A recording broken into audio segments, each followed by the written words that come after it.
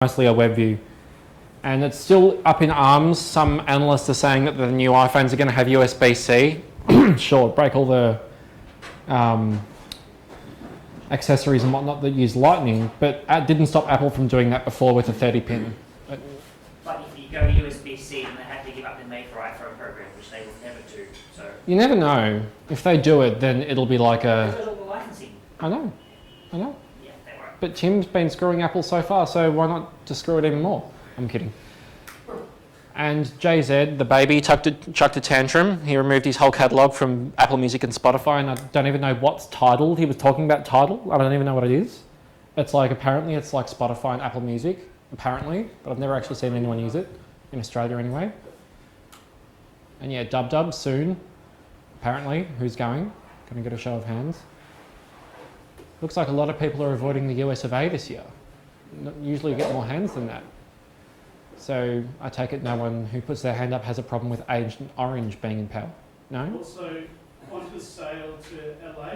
Qantas sailed to LA. Haven't booked tickets yet. But you don't want to go to LA, you want to go to San Jose, right?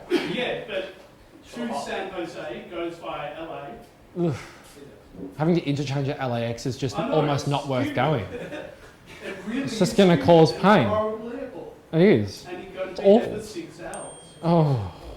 But it's a bargain flight from Qantas though. That's no, like it's pretty much you either go to San Fran and go Caltrain out. No, you just go to oh. And Southwest Airlines, as requested by Rob here, they beat their competitors and not the passengers.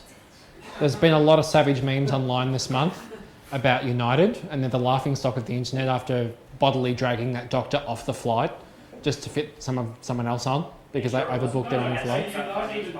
There was a Samsung phone in his pocket. That's why he got dragged offline. And it was the Galaxy Note 7. They told him no phones, and he just turned it off and thought it would be fine. So they found it and dragged him off. It wasn't even United Airlines staff, it was Republic Airlines people. But it's drum. Still, people are riding United on Twitter and they've. Those app update things. Yeah, app update was pretty funny. It's just like new drag and drop feature. And they've lost I think it's 5% of their stocks so far. Couple of billion dollars off, and they're like, okay, apology number 3 is apparently in the works. And that's all I have for this month, as I'm just gonna click the next button. Hopefully there's more. I scoured Hacker News and Mac Rumors and 9 to 5 Mac, and there was nothing else apart from the product red iPhone, which still should have had a black front. Does anybody else think it should have had a black front? Thank you, Jesus. At least there's 2 more. Yeah, but product red is always bad with the white. Yep, it doesn't change the fact that it sucks. It still looks crap. It doesn't matter. They could have released a non-product red iPhone with a black front. I'd still buy it. I'd still buy it, you know. What about a red front? That would be even better. It would be jet red, right? Anyway, so that's it for me tonight. I'll shut up now. Move on to the next one. It's telling me that I have 13 commits to push and 13 to pull. That's because I rewrote the history. So my branch is completely different from the one that is in the repo. And this is where things, can get a bit hairy. So if I wanted to push this, I would have to git push dash force, which is why we should always do all these rebases in our own branches, not a master. Anyway, so we can move commits in time, and that would help us because we could, just move stuff and have it linear. But it's still very messy. There's a lot of stuff that those commits are not very useful. For example, why would I have a commit to add an empty file and then the one to add the implementation? It would be better to have just one, right? Well, we can do that. So git rebase dash interactive add 15. We can do that, or this other one, for example, fix typo fixed typos are useless commits, okay? Like they just noise.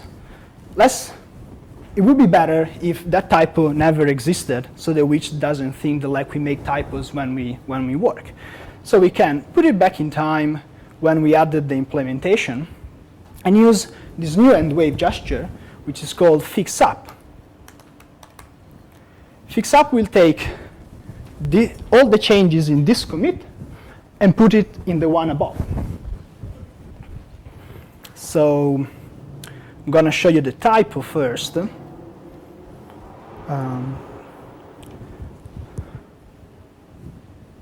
was a typo there. And I also noticed that I was making a typo, so I wrote that there was a typo. And now we're going to fix it. To do. I made a typo, I need to fix it. Oh, look.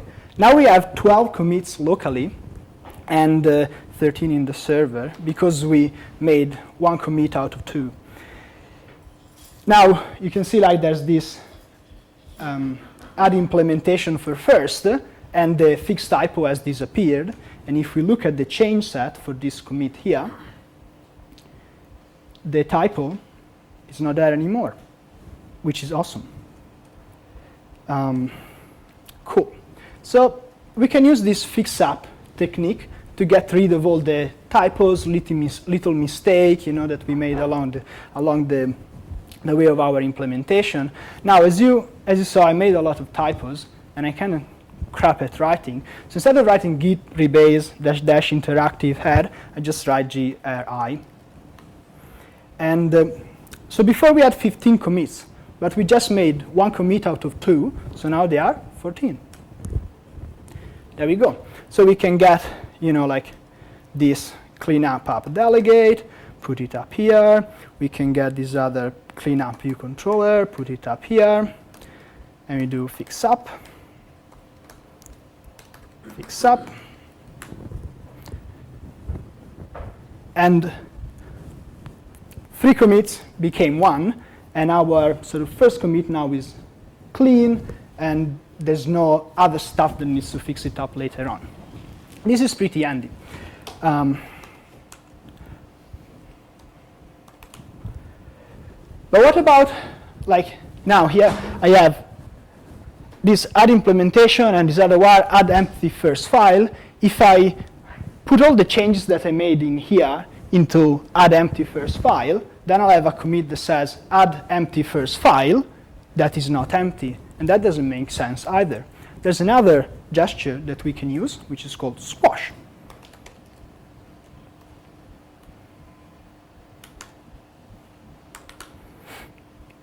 So we can say squash, and squash is exactly the same as fix up, but it's going to allow us to change the title of the resulting commit. So here it says, hey, I have these 2 commits, down there there's all the information. Those were the 2 messages. What do you want to do with them? And what we can do is just add first file. Rebasing. Then 11 commits left. If we go look at the diff on first file,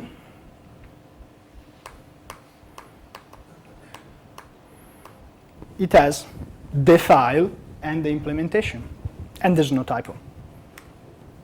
Right, so let's see if we can use moving commits in the history, fix ups, and rebase and squash to clean up our Git history a tiny bit.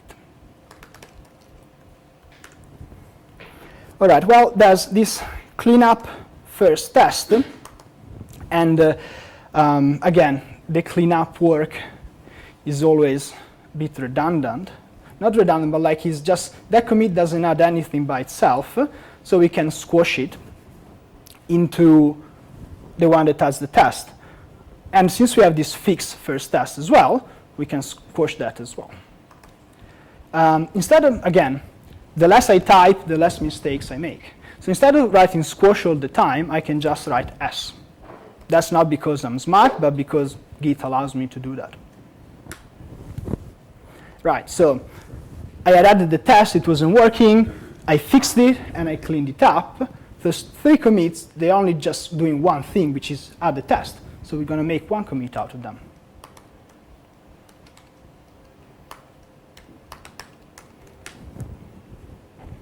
There you go. And if you want to look at it, add test for first.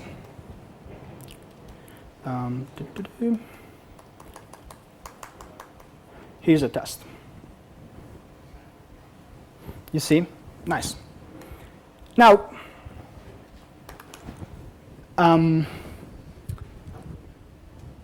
we said that like the commits need to be atomic, right?